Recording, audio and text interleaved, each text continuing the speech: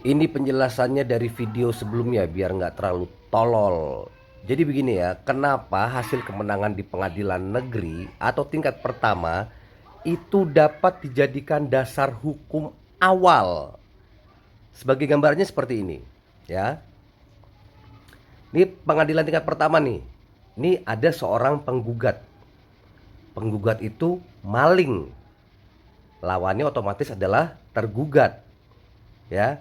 Udah penggugat tapi diduga maling, lawannya adalah tergugat. Masuk ke dalam proses persidangan. Ketika proses persidangan ternyata si tergugat bisa benar-benar membuktikan bahwa penggugat adalah maling. Bagaimana terbuktinya? Tergugat menyerahkan bukti-bukti dan saksi-saksi ke hakim yang mulia. Dengan pertimbangan hakim, penilaian hakim, dan keyakinan hakim, akhirnya hakim memutuskan, yes, si penggugat benar-benar maling. Maka dari itu, hak-haknya diambil, dihapuskan.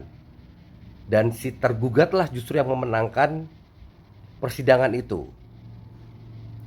Tetapi di suatu negara, ya, dari negara memang menyediakan dari tingkat pertama disediakan oleh negara untuk banding ke tingkat berikutnya atau katakanlah tingkat kedua.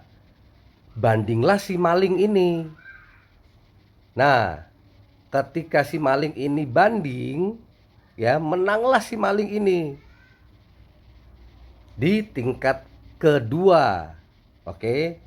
Tetapi normatifnya hakim-hakim yang ada di tingkat kedua itu ketika memutuskan itu biasanya tidak akan jauh dari keputusan tingkat pertama, atau selalu mempertimbangkan poin-poin yang ada di tingkat sebelumnya. Apalagi ini maling ini udah terbukti nih. Terbukti dengan secara meyakinkan karena ada saksi dan ada bukti.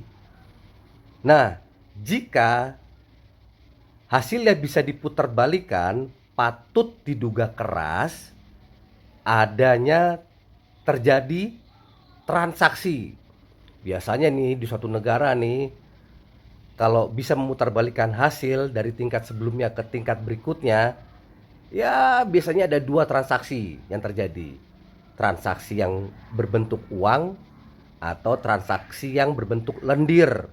Paham kan maksudnya? Udah, lanjut lagi ntar di video berikutnya biar nggak terlalu tolol.